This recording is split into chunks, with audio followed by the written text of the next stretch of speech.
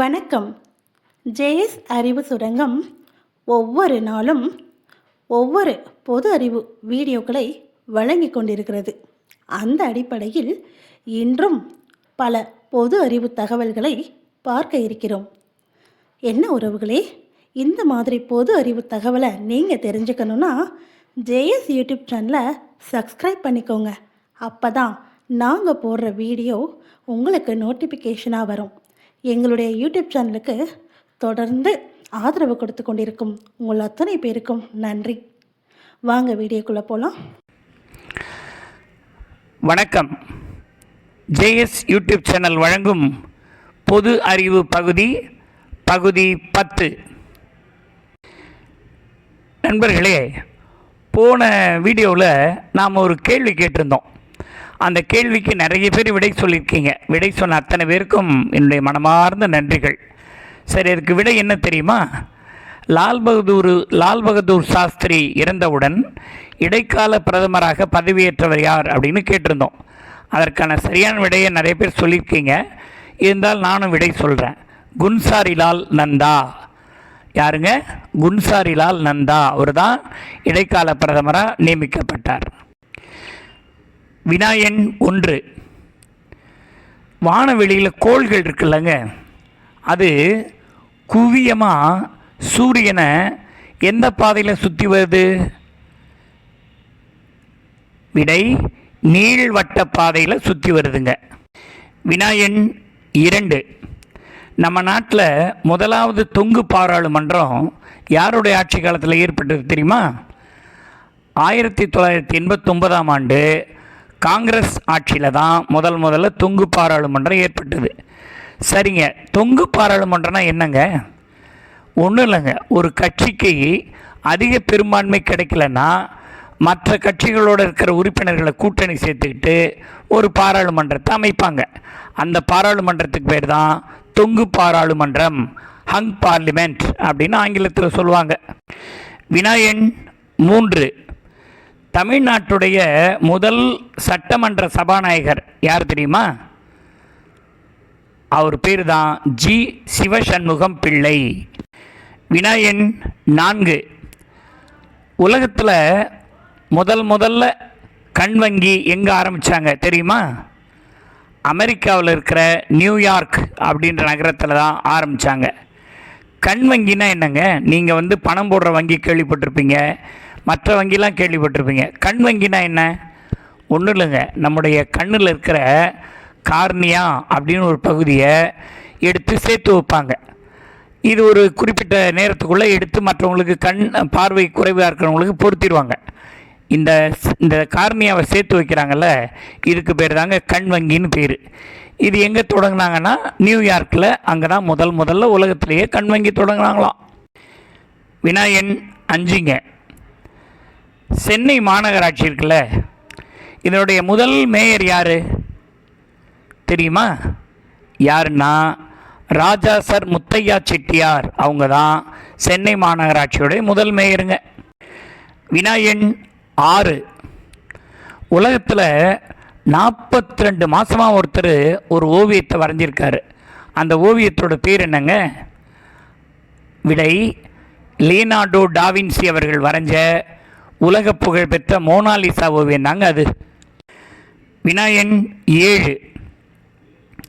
இந்த விவசாயிகள் இருக்காங்களே, அவங்க தொடர்பாகவும் விவசாயம் தொடர்பாகவும் ஆராய்ச்சி செய்கிறதுக்கு இந்தியாவில் ஒரு ஆய்வு மையத்தை தொடங்கினாங்க. முதல்ல இந்த ஆய்வு மையத்தை எங்கே எப்போ தொடங்கினாங்க தெரியுமா? 1905ஆம் ஆண்டு பீகார் மாநிலத்தில் இருக்கிற பூசா அப்படின்ற இடத்துல தான் முதல்ல இந்த விவசாய ஆய்வு மையத்தை தொடங்கியிருக்காங்க. வினாயன் 8.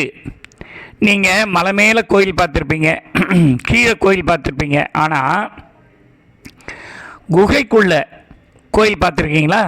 ஆமாங்க. உலகத்திலேயே மிகப்பெரிய குகை கோயில் எது தெரியுமா? அதுதாங்க நம்ம நாட்டில் இருக்கிற எல்லோரா குகை கோயில்கள். வினாயன் 9. நீங்கள் சென்னையில் இருக்கிறவங்க கடல் பார்த்துருப்பீங்க, பல நகரங்களில் இருக்கிறவங்க கடலை பார்த்துருப்பீங்க, அதில் போய் கால் வச்சு நினச்சி சந்தோஷப்பட்டிருப்பீங்க. ஆனால் உலகத்திலேயே மிகப்பெரிய கடல் எதுன்னு தெரியுமா? அதுதாங்க பசிபிக் பெருங்கடல். அதான் உலகத்திலே ரொம்ப பெரிய கடலுங்களாம். வினாயன் 10.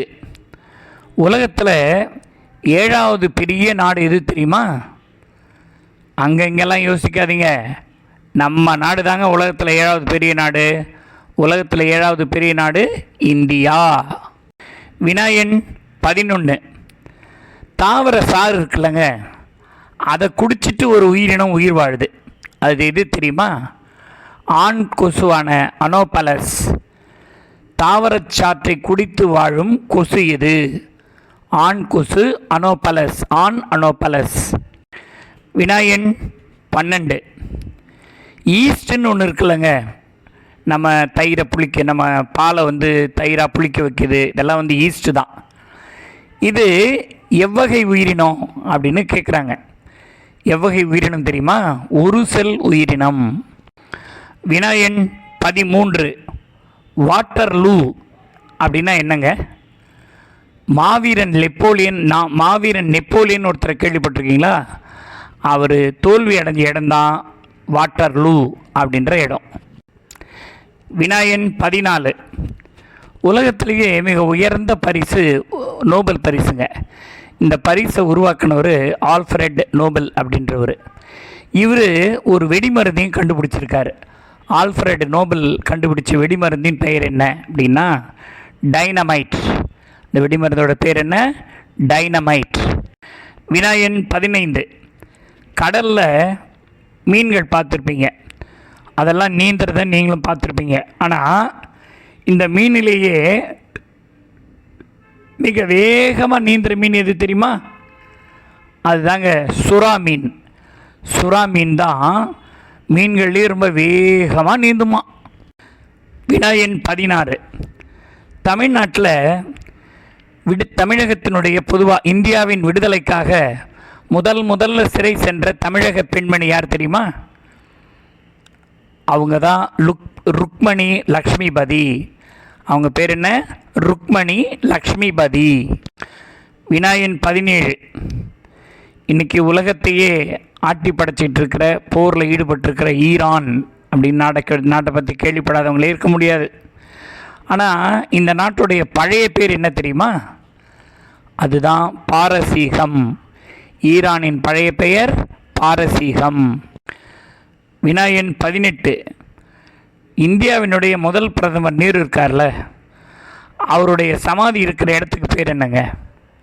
அதனுடைய பேர் தான் சாந்திவனம், சாந்திவன்.